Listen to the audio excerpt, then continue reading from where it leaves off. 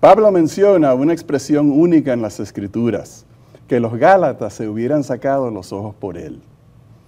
Aunque esa fue la única iglesia de la cual él dijo eso, Pablo podía apreciar en otras iglesias y en otros hermanos comportamientos excelentes. Por ejemplo, él alabó que los miembros de las iglesias reunieron dinero para hacer donaciones a los pobres. Alabó su amor fraternal. Alabó su servicio al Señor. En realidad, Pablo quería que todos los miembros de las iglesias crecieran espiritualmente y fueran serviciales. Y ese es el mismo deseo que tienen todos los pastores, aún en el tiempo de hoy. ¿Cómo podemos llegar a ser miembros así? Pablo estaba tan impresionado que él sabía que los miembros de Gálatas serían capaces hasta de darle sus propios ojos para él, para ayudarlo en su ministerio. ¿Cuál es el tipo de miembros de iglesia que nosotros debemos de ser y el tipo de cristianos? Ese es el tema que vamos a estudiar hoy. Hola, apreciado hermano, ¿cómo te encuentras? Te recibo como un ángel, así como le hicieron a Pablo. Exactamente, lo recibieron como a un ángel. ¿Oramos? Oremos. Amante Dios, que podamos tener la visión de los hermanos de Galacia y recibir a nuestro semejante como a un ángel. Gracias porque nos dan ejemplo a pesar de otros problemas. En el nombre de Jesús oramos. Amén. Amén. Amén. Bien, Pablo continúa en la carta a Galacia haciendo todo tipo de argumentos para venderles a ellos la fidelidad al plan de la salvación por la fe, basado en la gracia de Dios. Y entonces es cuando hace un argumento para convencerlos basado en la relación que ellos tienen. Leamos el pasaje en Gálatas capítulo 4. Os ruego, hermanos, que os hagáis como yo, porque yo también me hice como vosotros. Ninguna ofensa me habéis hecho. Pues vosotros sabéis que a causa de una enfermedad del cuerpo, os anuncié el Evangelio al principio. Y no me despreciasteis ni rechazasteis por la prueba que tenía en mi cuerpo. Al contrario, me recibiste como a un ángel de Dios, como a Cristo Jesús. Ok, Johnny, entonces aquí encontramos una alusión a una enfermedad de Pablo y en un sentido fue accidental el hecho que él llegó a predicarles a ellos porque estaba enfermo. O sea, aparentemente tuvo que cambiar sus planes, aparentemente quería ir a otra región, pero debido a la enfermedad que él tenía se tuvo que detener allí, en esa región en particular, y entonces predicó el Evangelio. Hay un pasaje en la Escritura que nos habla acerca del aguijón en la carne que tenía Pablo. ¿A qué se refiere eso? No sabemos con certeza. Algunos estiman que tiene que ver con los ojos, que él quedó padeciendo de los ojos por causa de la visión que le quemó la retina. Pero no hay ninguna descripción definitiva. Este asunto de que no podía viajar podía ser que tenía disentería y tenía que estar cerca de un baño. Bueno, podía ser muchas cosas, muchas cosas. Pero una cosa que sí podemos estar ciertos, Johnny, es que a pesar de que sus planes estaban interrumpidos, de que él quería ir a predicar a otra parte, quería viajar a otro destino y se tuvo que detener, eso no detuvo la predicación del Evangelio. Correcto. ¿Qué te dice a ti eso acerca de Pablo y su misión? Bueno, primero prefiero pensar en el mismo Gálatas, en el capítulo 4 y el verso 4, más venido el cumplimiento del tiempo. Entonces, el tiempo de un cristiano que se somete a Dios está en las manos de Dios. De modo que hemos de interpretar no que Dios nos toma como marionetas y no tenemos voluntad, sino que Dios está al pendiente Y si Él no pudo viajar, hemos de asociar a Dios con el plan. ¿Tiene sentido lo que te estoy diciendo? Sí. No que Dios te está dirigiendo como marioneta, sino estar al pendiente, está negociando con nosotros y con las circunstancias. Y de esa manera, lo primero que me ocurre a la mente es entender que era a propósito de Dios, que Dios utilizó esto. Sí. Pero bueno, también está la parte admirable, Johnny, de que Pablo dijo, bueno, estoy enfermo y voy a recuperarme. Es más, en este último versículo que leímos dice, y no me despreciasteis ni rechazasteis por la prueba que tenía en mi cuerpo. O sea, ahí hay como una especie de indicación, Johnny, ¿De qué era lo que estaba pasando? De que algo tenía en su cuerpo y que no lo rechazaron. O sea que algunos especulan que algo desagradable tenía. Bueno, a mí lo que se me ocurre es que era disentería y que la predicación la estaba haciendo en el baño público. Bueno, entonces el tema es que él tenía todo tipo de excusas.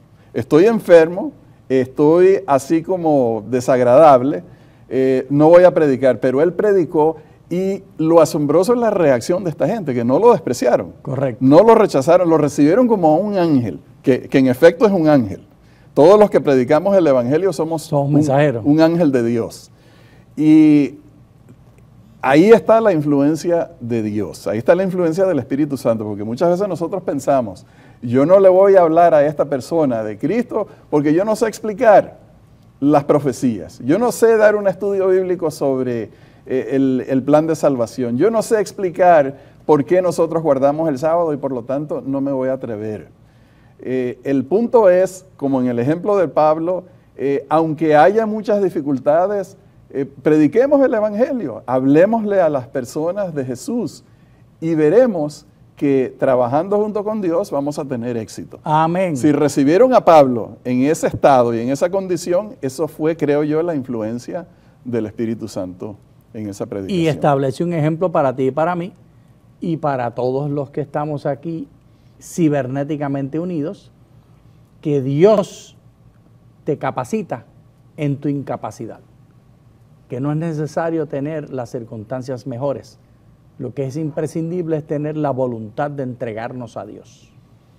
Bien, vamos a avanzar, porque ya se nos está acabando el tiempo. Tan rápido, si acabamos de empezar. Vamos a ir a Gálatas 4:12.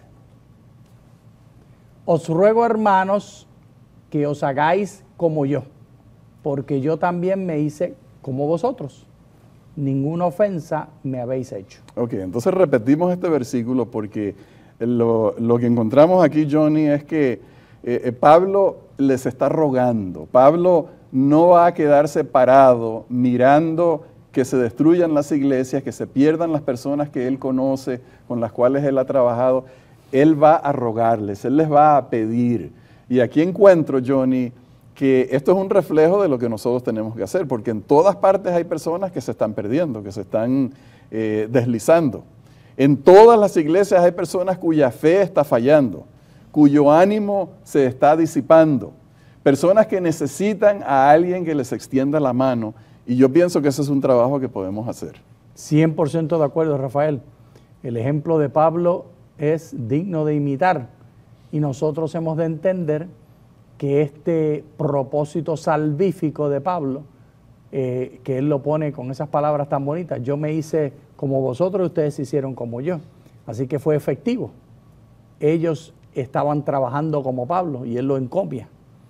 El propósito de la predicación del Evangelio que Pablo les enseñó y el propósito del amor y la recepción que ellos le dieron a él, se unieron en uno solo para adelantar la obra de Dios. Y ese es el plan de Dios con la iglesia. La iglesia uniéndose, amándose en la predicación del Evangelio. Eso cumple el propósito que Dios ha diseñado, que la iglesia esté unida en propósito y unida en misión. Ese es el blanco. Bueno, vamos a leer ese versículo que tú mencionaste anteriormente. Dice Pablo, os ruego, hermanos, que os hagáis como yo, porque yo también me hice como vosotros. Ninguna ofensa me has hecho. Entonces él está hablando aquí de ese tema, de la forma como él se relacionó con ellos. Y yo pienso que encontramos esto mejor explicado en Corintios. Vamos a leer en Corintios. Por lo cual, siendo libre de todos, me he hecho siervo de todos para ganar al mayor número. Me he hecho a los judíos como judío para ganar a los judíos. A los que están sujetos a la ley, aunque yo no esté sujeto a la ley, como sujeto a la ley, para ganar a los que están sujetos a la ley. A los que están sin ley como si yo estuviera sin ley, aunque yo no estoy sin ley de Dios, sino bajo la ley de Cristo, para ganar a los que están sin ley. Me he hecho débil a los débiles, para ganar a los débiles. A todos me he hecho de todo, para que de todos modos salve a algunos. Y esto hago por causa del Evangelio, para hacerme copartícipe de él. Bueno, Johnny, entonces esta es la forma como él predicaba el Evangelio y yo pienso que nosotros necesitamos aprender de esto. Yo quiero aprender. Cuando Pablo llegaba a una ciudad, lo primero que hacía era que se iba a la sinagoga. Porque aunque él llevaba el mensaje a los gentiles, nunca abandonó a los del pueblo de Dios, o sea, a los judíos, me refiero. Él llegaba allá. Cuando llegaba a la sinagoga, nosotros tenemos sermones que él predicaba o argumentos que él hacía con la gente de la sinagoga, les hablaba del mensaje en referencia a los temas del Antiguo Testamento. Cuando ya no podía hablarles a ellos más, entonces se iba a los gentiles. A los gentiles, se iba al río, a la orilla del río, se iba al mercado, se iba a ¿cómo es que se llaman esos lugares abiertos y con las gradas? A las plazas, a los aerópagos. Sí, al aerópago, a las plazas. Y les hablaba de los dioses que ellos tenían, les hablaba del Dios desconocido. Yo les vengo a explicar quién es ese Dios desconocido. O sea que cuando él estaba con los judíos, él no decía, ya yo no guardo la ley, sino que él les hablaba de esas cosas e iba con ellos y hacía purificaciones. Pero cuando estaba con los griegos, entonces él les hablaba a ellos de sus dioses para explicarles, enlazar con el Dios del Antiguo Testamento.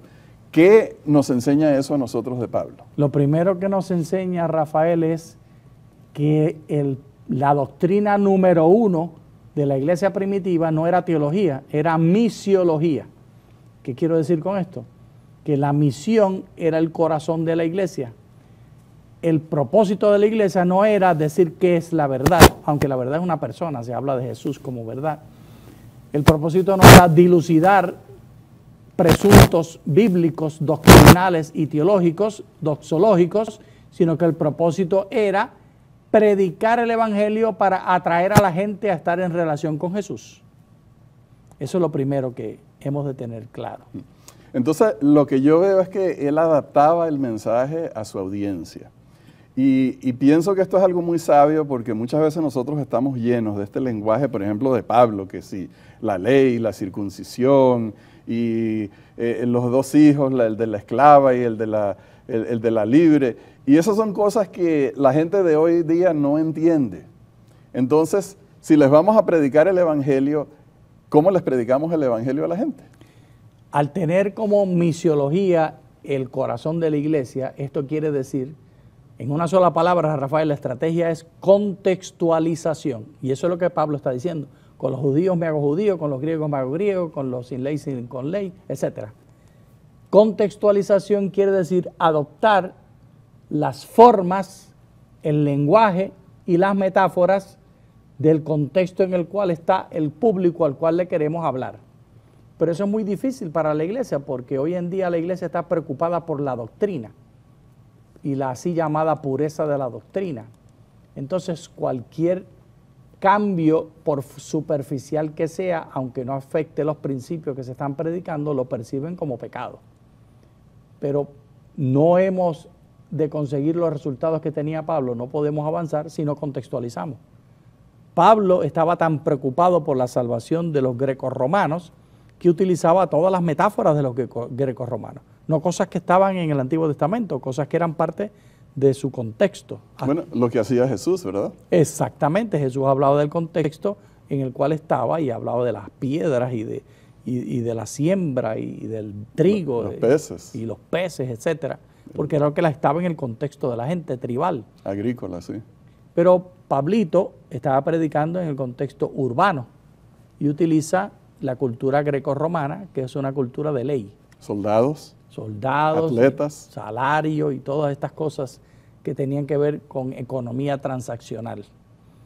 Así que tú y yo lo primero que tenemos que hacer es poner la misiología como número uno, es decir, cómo predico el evangelio para que más gente gane, la salvación la reciba por fe.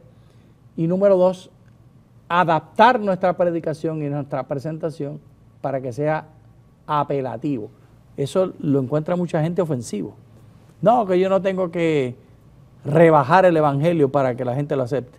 Pablo se horrorizaría de escuchar una declaración así, porque que interprete la gente que Pablo estaba abaratando el mensaje de Dios, haciéndolo barato o superficial para ganar a la gente, eso sería un escándalo. Él no lo veía así, él lo que veía era el propósito original de Jesús, el propósito original de Dios, adaptarlo a la realidad del humano.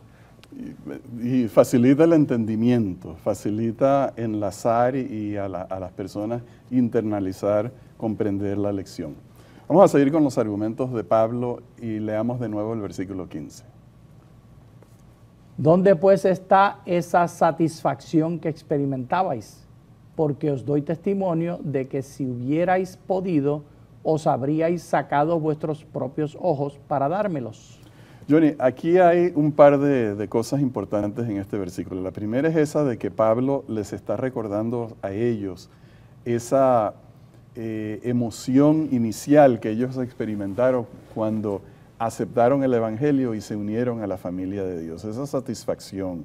Y eso me recuerda a mí, Johnny, de lo que se llama el primer amor. Hay personas que han entrado a la familia de Dios, han entrado a la iglesia con gran energía, con gran emoción, he llegado al puerto. Pero con el tiempo, según nos dice la parábola de Jesús, hay personas que se van desanimando y se van saliendo. Crece la cizaña. Sí, y entonces aquí Pablo les está recordando a ellos, porque nosotros tenemos horrible memoria. Dios nos ha dado muchas bendiciones en el pasado. A través de los años se han acumulado una gran cantidad de manifestaciones del amor de Dios, evidencias del cuidado de Dios, pero como nos ha ido mal en los últimos 3 meses, entonces dudamos del amor de Dios, dudamos de... O en la última media hora. Sí, para exagerar, pero es cierto. Entonces, Pablo les dice a ellos, recuerden esa satisfacción que habían experimentado, recuerden ese primer amor, recuerden todas las bendiciones que Dios les ha dado. ¿Cómo se van a alejar del evangelio de esta forma? Y pienso que nosotros, los que estamos leyendo esto, debemos de recordar para cuando nos toquen esos momentos. Recordemos siempre todas las evidencias del amor de Dios. Rafael, hago el detalle. La razón por la cual muchos piensan que el aguijón tenía que ver con los ojos es por este verso. Porque Pablo dice que ellos se hubieran sacado los ojos. ¿Y de dónde viene esto? Pues aparentemente puede venir de que su mal era de los ojos. Sí. Entonces nos acordamos del problema de los ojos cuando él recibe el llamado de Dios, que se queda ciego. Sí. Y se los lava por primera vez el siervo de Dios que lo vino a reclamar. Bueno, dice allí, si hubierais podido, os habríais sacado de vuestros propios ojos para dármelos. Ahora, Johnny, eso es una expresión extrema para describir la actitud, el cuidado de esas personas hacia él. Nadie dice, si ustedes se hubieran sacado los ojos por mí, mintiendo. Lo dijo porque él así lo vio, él lo presenció, la actitud de esas personas, el cuidado, el amor, el apoyo a Pablo en esos momentos de dificultad. Y Johnny, eso me hace pensar, tenemos que hablar del tema de cómo nosotros somos como cristianos. Porque si hay algo que da evidencias de que nosotros nos hemos entregado a Dios, es precisamente esa forma de nosotros comportarnos como cristianos, como miembros de iglesia, cómo nos asociamos con las otras personas de la iglesia, con todas las personas alrededor nuestro. Y es entonces cuando yo quisiera hablar de este tema de ideales, porque Pablo tenía en su mente lo que era un miembro ideal de iglesia, y créanme que todos los pastores tienen en mente lo que sería un miembro ideal de la iglesia. Y vamos a hablar de 4 características. La primera. Rafael, y todos los miembros de iglesia tienen la lista de ideal de un pastor. Tenemos muy buen punto, tenemos que hablar de ese tema también. Pero ahora estamos hablando de los que se van a sacar los ojos para servir a Dios, para servir y colaborar con los pastores. Vamos a ir al primer punto. De un miembro de iglesia, de un cristiano ideal. Número 1 es el compromiso con Cristo. Amén. ¿Qué es ese tema del compromiso con Cristo? Bueno, obviamente el compromiso no puede ser con el pastor, porque los seres humanos somos frágiles. Así que, como lo dijo Pablo en los versículos que leímos anteriormente, me vieron como que yo fuera Cristo. Es decir, Pablo se identificaba tanto con el mensaje de predicación del Evangelio que eso era todo lo que hablaba. Así que le ponen como apodo el que habla de Cristo. Y lo ven a él como el que habla de Cristo. Ese compromiso de los miembros de iglesia con el pastor ha de ser porque el pastor todo el tiempo está como Pablo hablando de Cristo. Buen punto, buen punto. Entonces, un pastor quisiera ver en los miembros de su iglesia que tienen un compromiso muy serio con Jesús. No es un compromiso con la iglesia, no es un compromiso que depende de cómo se portan los demás alrededor de ellos, no es un compromiso que depende de cómo me están tratando últimamente y si me están dando ese respeto o ese trato preferencial que yo quisiera. No, es un compromiso con Cristo. Los pastores quieren ver que los miembros están consagrados a Jesús. Vamos al segundo punto. La responsabilidad personal por crecer en la fe. O sea, y parte de eso es la consistencia. Johnny, los pastores, los ancianos y muchos miembros de iglesia estudian y dan estudios bíblicos con otras personas, ¿verdad? Llega un momento donde el cordón umbilical se tiene que cortar. Se tiene que cortar. Y entonces el miembro de iglesia tiene que ser responsable por sí mismo, por su desarrollo como cristiano. Ya no que le estén tomando de la mano y recordándole los rudimentos del mensaje, que lo estén llevando y caminando y que continuamente lo están animando y le están recordando cómo tiene que entregarse a Jesús y todo eso, sino que tiene que haber una independencia. ¿Cómo tú ves ese tema de la independencia? La independencia es un tema muy difícil, porque Dios nos llama a ser dependientes de Él. Pero la independencia de la cual habla Pablo aquí es aceptar la responsabilidad como sobre mí. En otras palabras, es una responsabilidad para ser dependiente. Es una independencia para aceptar la dependencia con Dios. Es una independencia para declarar la comunidad cristiana como número 1.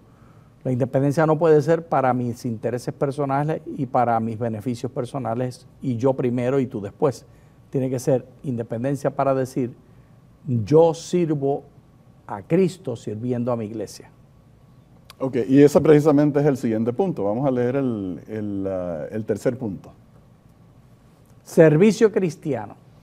Un servicio cristiano que está motivado y que está supeditado a la supremacía de Cristo, número 1, y número 2, a ese deseo de servir a los demás. Y ese es parecido al siguiente punto, aunque es diferente, es especializado, vamos a ponerlo de esa forma. El cuarto punto es edificar la iglesia. Johnny, este es un tema que aparece continuamente en el Nuevo Testamento, ¿verdad? Que nosotros los miembros estamos en el cuerpo de Cristo, estamos en la familia de Dios, estamos en la iglesia para edificar la iglesia, para animar a la gente, para estimular a otros al servicio y al amor, para ser ejemplo constructivo para las demás personas. Siempre en forma positiva, edificando a la iglesia, nunca creando revuelos, porque hay personas, pastores incluidos, que crean revuelos y por donde quiera que pasan, hay conflicto, hay conflictividad, hay desacuerdo entre las personas, hay molestias por manejos de dinero, por relaciones interpersonales. el miembro de iglesia ideal y el pastor ideal es una persona que edifica el cuerpo de Cristo. Y eso quiere decir poner al otro primero. Poner la iglesia primero, porque se pone a Cristo primero. Muy bien, entonces vamos a ir a al siguiente pasaje de Gálatas. Se interesan por vosotros, pero no para vuestro bien, sino que quieren apartaros de nosotros para que vosotros os intereséis por ellos. Bueno es mostrar interés por lo bueno siempre, y no solamente cuando estoy presente con vosotros. Johnny, entonces aquí esto es una queja, nada más vamos a mencionarla en pasando, de que esas personas que vinieron después de él a predicarle a las congregaciones en Galacia, eran personas que no tenían el interés en la congregación, sino interés en atraer a personas hacia sí mismo. No edificar la iglesia, sino edificarse a ellos con seguidores, con dinero, con influencia, diferentes cosas. Pero entonces Pablo también toca este tema que dice que se interesen por lo bueno siempre, pero no solamente cuando él está presente. ¿Qué significa eso? Eso es muy complejo porque da a entender como soslayadamente una queja, que Pablo les está diciendo: cuando yo estoy presente ustedes están, diríamos, ya no sé si es en Puerto Rico que se decía así, porque uno vive en tantos países y se casa con otros países y estoy confundido ya, qué es Puerto Rico y qué no lo es, pero está apantallando, está procurando impresionar, está sacando polvo. Entonces, cuando Pablo estaba presente, ellos estaban, pero después que se iba Pablo, entonces ya no más haciendo la obra. Y eso es lo que él se está aquí quejando. No es por mí. Pablo está diciendo, esto no es por mí. Yo no necesito los ojos de ustedes, por más que los quisiera por el dolor que tengo, si es que eran los ojos del problema. Pero la obra tiene que ser por Dios. Él es el primero, Él es el número uno, y la salvación de las almas. Sí, muy bien. Vamos a ir al último pasaje. Hijitos míos, por quienes vuelvo a sufrir dolores de parto hasta que Cristo sea formado en vosotros. Quisiera estar con vosotros ahora mismo y cambiar de tono, pues estoy perplejo en cuanto a vosotros. Bueno, Johnny, aquí llama la atención que él utiliza esa figura de dolores de parto, un atrevimiento, ¿no? Porque es muy fácil para un hombre decir, sufro dolores de parto, como que si él supiera el sufrimiento de eso. Pero aquí habla acerca de formarse Cristo en vosotros. En los 30 segundos que nos queda, ¿qué significa eso? Este asunto del parto tengo que decir algo. Okay. El hermano Pablo, amémoslo y perdonémosle. El atrevimiento de él viene basado en la pasión que él siente por los Gálatas. Y lo que él nos está diciendo aquí es la forma que tú tienes que amar a los que están en tu iglesia. Amarlos con una pasión que te imagines que puedes estar pariendo. Eso es mucha pasión. Okay. Bien, entonces ya estamos llegando al final. Les agradecemos por acompañarnos y les deseamos muchas bendiciones. Muchas gracias.